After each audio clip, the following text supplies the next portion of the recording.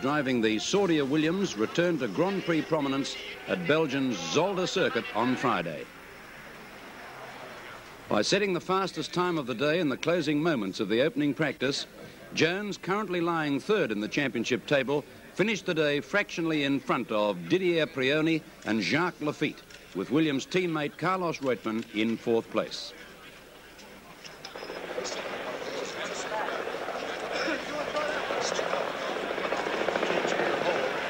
The Renaults of Jean-Pierre Jabbour and the joint championship leader René Arnoux filled fifth and sixth places.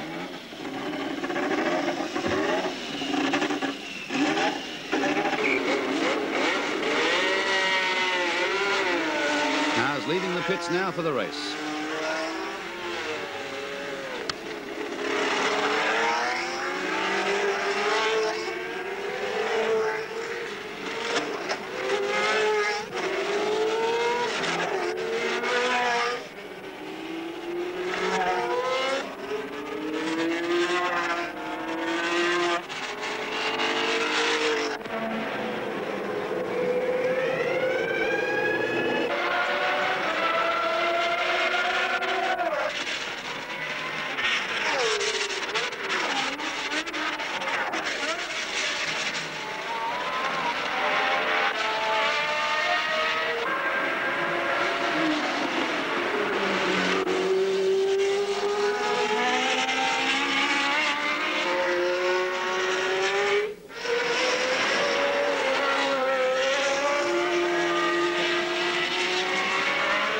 Well, there it was, the Grand Prix from Belgium.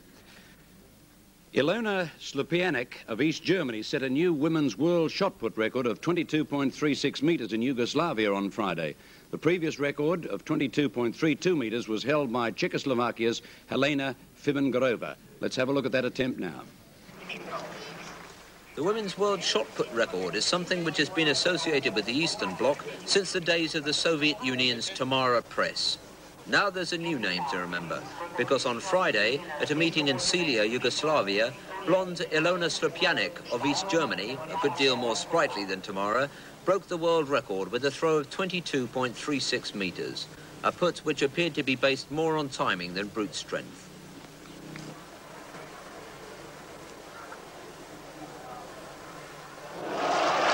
It broke by a 25th of a metre the previous world record held by Czechoslovakia's Helena Fibengarova. This is Tim Arlott reporting. And Tom Stewart's just called to say he'll pay a fare out here if she'll play fullback for Williams, Dan. There was a thrilling finish in the second classic in this year's British horse racing season, the 2,000 guineas at Newmarket. It was won by the favourite Nureyev, but the horse was later disqualified. After a steward's inquiry involving another horse, Nureyev was placed last.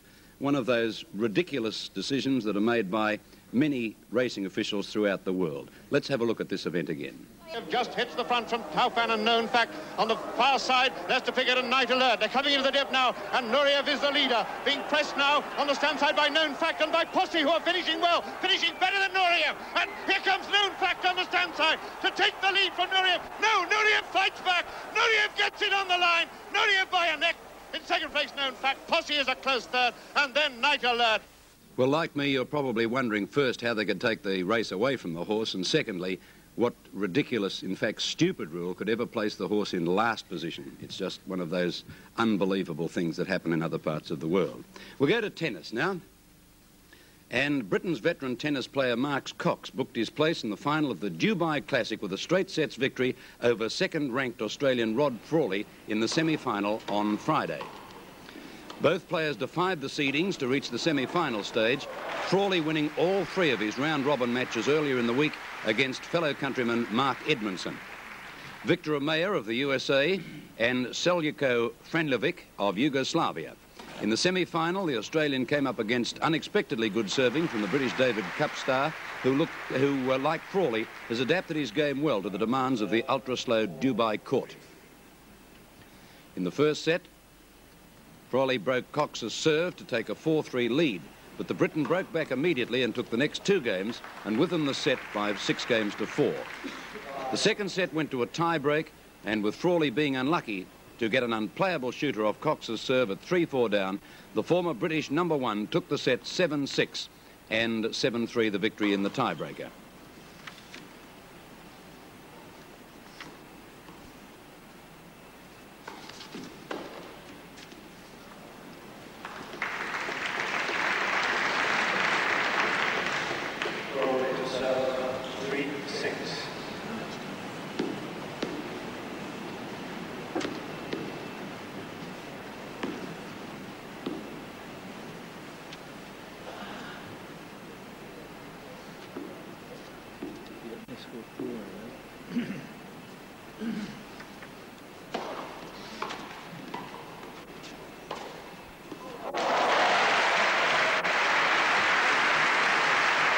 And so there it was, the end of the game.